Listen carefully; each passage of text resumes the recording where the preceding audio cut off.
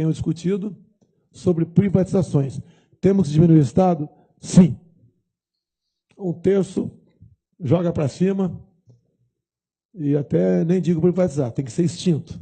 O outro terço tem que ter um modelo. E talvez o terço final, que pode ser um quarto ou um quinto, é questão estratégica. Não podemos brincar com isso. Não podemos ser inquilino do nosso próprio país. Mas vamos lá. Quem sou eu? De vez em quando, eu olho no espelho e pergunto, quem sou eu? Eu acho que todo mundo já perguntou um dia, né? O que eu estou fazendo aqui? Bem, em 2014, acabaram as eleições, eu fui mais votado no Rio de Janeiro, eu comecei a me questionar. O que eu estou fazendo na política? Eu acho que estou sendo, de certa forma, não mais produtivo na política como legislador. Bem, eu nunca tive boas amizades partidárias lá em Brasília, concordo. Até que se tivesse, poderia estar preso uma hora dessa. E resolvi, então, falar, como é que eu vou chegar lá que não vou ter um grande partido? Eu estava no Partido Progressista. É o partido que tem mais gente dentro do Supremo Tribunal Federal, sem ser juiz ou ministro. Vou ter que ter um partido pequeno. Vai aparecer um partido pequeno, porque os negócios, né? Pequenos partidos, grandes negócios. Não vou ter tempo de televisão, não vou ter nenhum governador comigo, etc, etc, etc. Eu falei, mas eu acho que tem que ter uma saída, nós temos que buscar uma maneira de mudar o Brasil. E como mudar o Brasil se eu não entrar, né, em campo para jogar esse jogo? Daí eu fui para um estado que para mim é muito importante, chama-se Roraima. É um estado que tem tudo para ser, com todo respeito ao Rio Grande do Norte, melhor do que qualquer outro estado do Brasil. Tem riqueza minerais, tem biodiversidade, tem meios de ter energia eólica lá, energia solar, tem rios que a topografia permite construir barreiras, né, barragens. E qual o grande problema? Problema ambiental e indigenista. Um dos processos que eu estou respondendo no Supremo, que eu teria ofendido os índios no Brasil, quando eu disse, né, se chegar lá, não vai ter 1 centímetro sequer para a terra indígena. Chega, já temos uma área maior que a região sudeste, tá, de bom tamanho. Até porque não é pelo índio que fazem isso. Assim como não é para os quilombolas que se marcam essas terras no Brasil. Os interesses são outros. Mas como é que eu vou pensar um dia em fazer uma hidrelétrica lá em Roraima, se o mundo vai levantar barreiras contra mim? Na questão da renca, sem entrar no detalhe, né? A reserva mineral que o Temer resolveu abrir a iniciativa privada, né, para exploração, o mundo levantou questão, falou grosso e o Temer deu um frente para a retaguarda. Como é que a gente vai fazer isso em Roraima? Temos que nos aproximar, infelizmente, sou obrigado a falar para os senhores isso, de um país belicamente nuclear e democrático. Não tem outro caminho. A Argentina falou que em 82 as Malvinas eram deles e perderam. Nessa primeira ida a Roraima, já fui 2 vezes lá, fiz uma palestra para a Faculdade Catedral. 1.000 e poucas pessoas dentro, mas 1.000 e poucas fora. Eu costumo dizer, né, que eu sou o patinho feio da história no Brasil, o pessoal quer me ouvir, até para tirar dúvida, né? E no metade da palestra, que seria de 40 minutos, que durou 4 horas e meia, eu perguntei, a Amazônia é nossa? Prezado general Girão Monteiro. Responderam, não. E com razão. Uma coisa linda como aquela, biodiversidade, recursos minerais, água potável, reservas de gás e petróleo, sim, também tem. Tão bonita, vai ser nossa. O mundo está de olho naquilo. Em nome dos direitos humanos, da autodeterminação dos povos indígenas, nós podemos, mais cedo ou mais tarde, começar a perder a nossa Amazônia. Ninguém tem o que nós temos. E todo mundo está de olho aqui. E o primeiro mundo está certo. O errado somos nós, que perde todo o patriotismo dos militares, no projeto Calha Norte, para consolidar a nossa fronteira. Depois veio essa indústria das demarcações de terras indígenas, que começou no governo Collor e continuou, FHC, Lula, Dilma. E nós temos hoje em dia as áreas mais ricas do mundo, que estão no Brasil por coincidência, né? Sob a ameaça de se transformar em novos países mais cedo ou mais tarde, porque a ONU trabalha em cima disso. Como começar a reverter isso? Como eu disse, vamos aproximar de país bélico, nuclear, democrático, uma potência que tem que, e há interesse por parte desse país e nós, devemos buscar parcerias. Não adianta dar uma de machão, levantar a espada e falar a Amazônia é nossa, porque não é. Com muita tristeza eu digo isso, como capitão do Exército Brasileiro, como cidadão, como patriota, mas é uma realidade e temos como explorar em parcerias essa região. Questão indígena.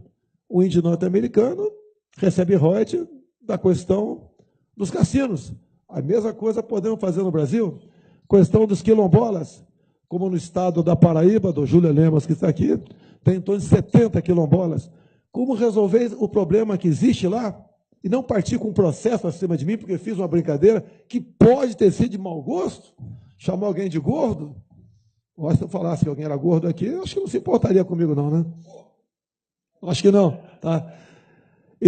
Mas a grande realidade, nós temos que libertar os nossos irmãos afrodescendentes desses quilombolas. Eles têm que produzir. Eles têm que deixar de tornar dependente, em grande parte, do Estado. Nós temos proposta, vamos formar aí, criar os quilombutes, a exemplo dos kibbutz de Israel. Então, problemas do Brasil. O Brasil é aquele paciente que tem que deixar o dedo e amputar o corpo. Ou então, aquele avião que tem que ser consertado em pleno voo. Mas esse é o nosso país. Outro dia, conversando com um servidor público aposentado, ganhou teto, 33 mil, não vou entrar no mérito dessa questão, ele falou que estava indo para os Estados Unidos, apesar dos seus 70 anos de idade, porque lá ele teria o que não tem aqui e viveria da nossa aposentadoria aqui.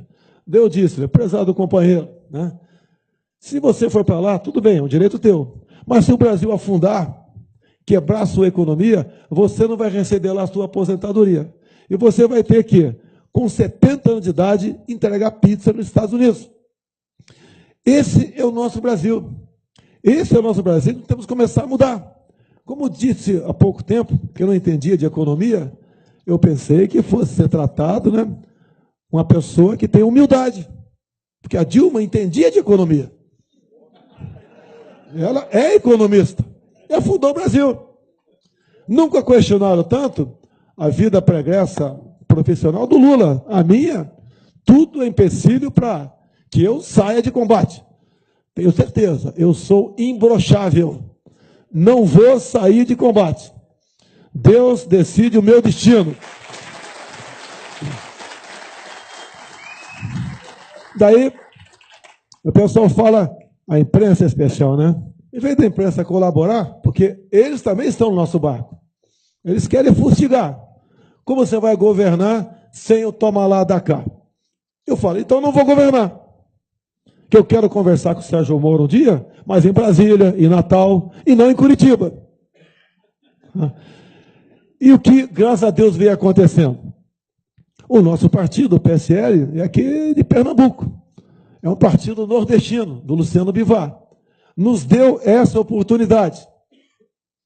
Nos franqueou tudo para que nós pudéssemos nos preparar para uma eleição com 8 segundos de televisão e praticamente sem fundo partidário. Agora, quando o médico, né, recebe um paciente, ele procura saber qual o foco do problema. Não adianta apenas dar um banho de água gelada nele para descer, para diminuir a temperatura. Qual a origem do problema? Qual a origem da ineficiência do Estado e da corrupção, meu presidente? São as indicações políticas. Não tem como você combater corrupção e ineficiência do Estado aceitando indicações políticas. Eu quero o Banco do Nordeste, partido tal. O outro fala, eu quero tais diretorias ou tais estatais.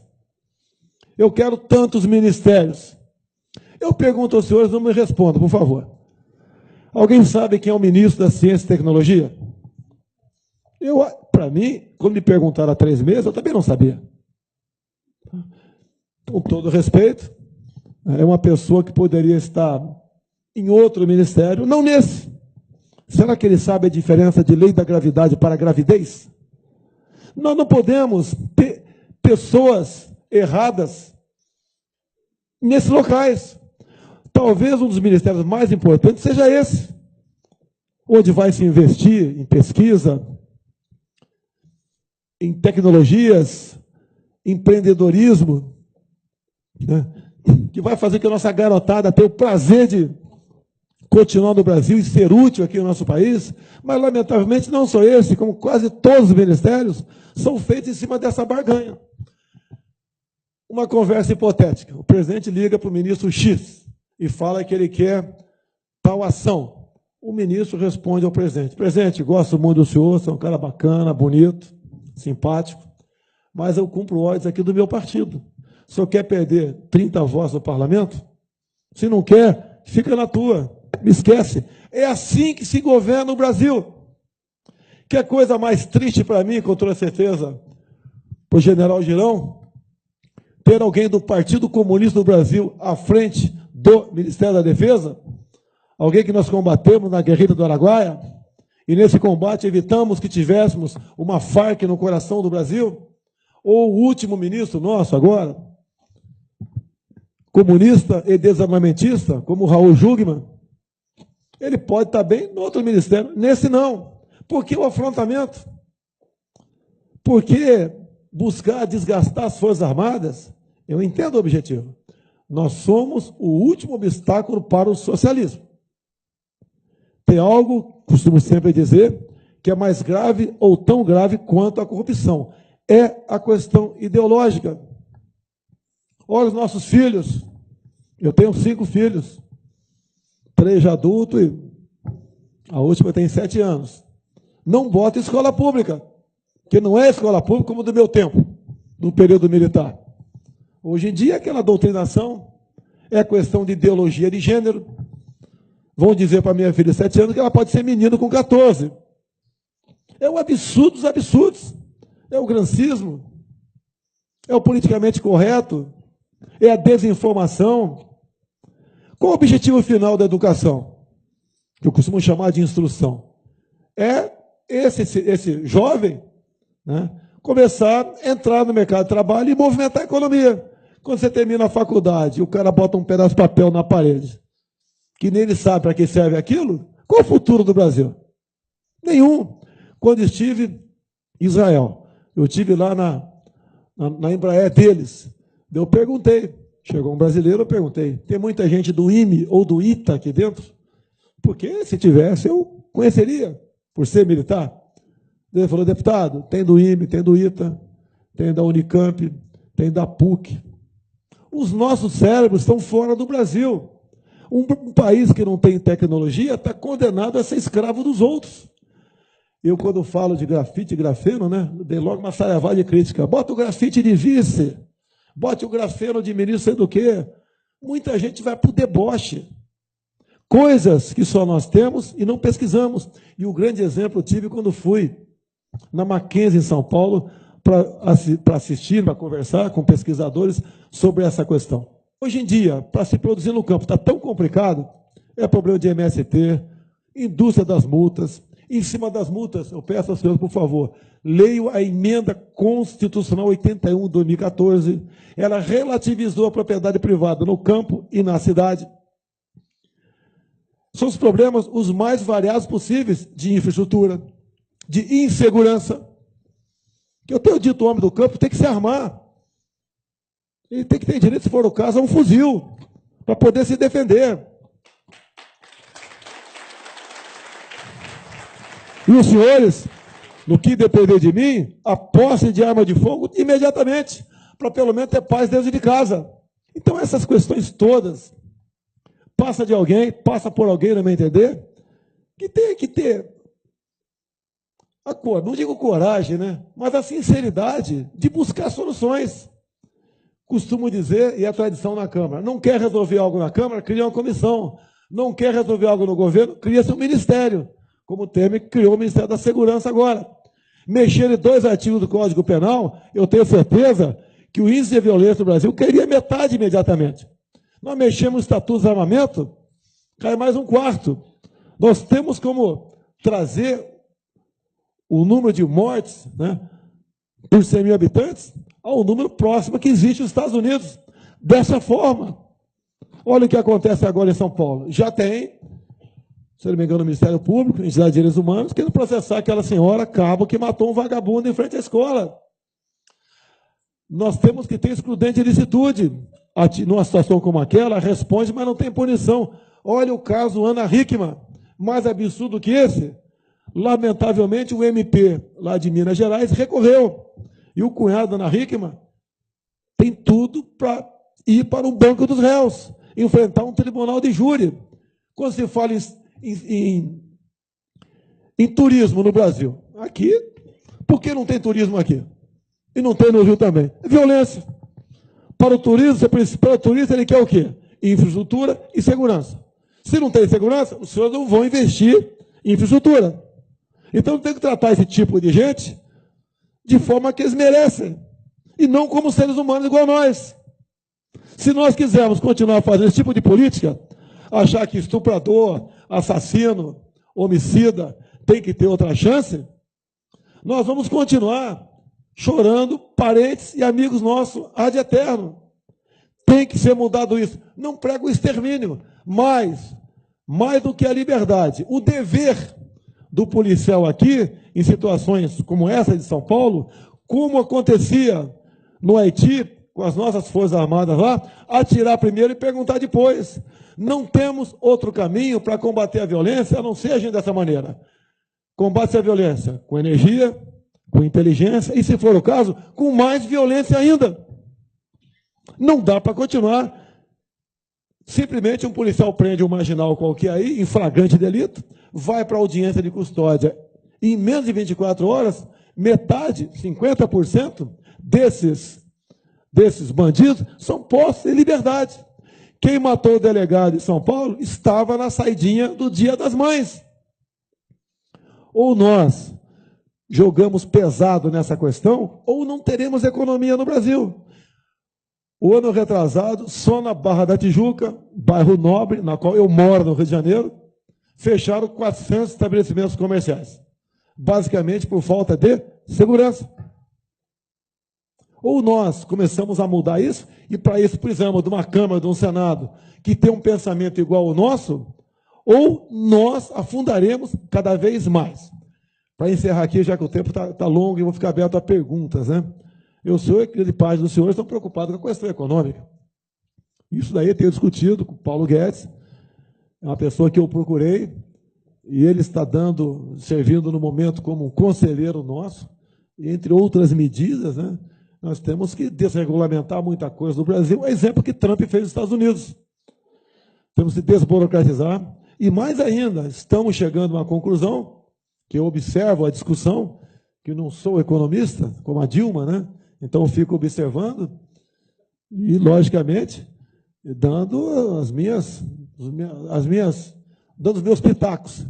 Talvez até tornar uma medida drástica de diminuir impostos, antes que vocês quebrem de vez.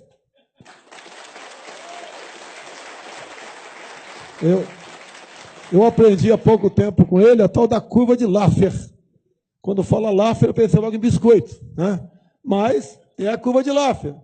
Não dá mais. Agora, a questão de impostos não é apenas federal. Nós temos impostos estaduais e municipais. Nessa eleição desse ano, já que a federação aqui vai ouvir os candidatos, né, vamos falar sobre isso também. Não adianta querer salvar o Brasil, ou o Estado, ou o município, quebrando o indivíduo. É o indivíduo forte que faz o Estado forte. E mais, os senhores é que são os nossos patrões.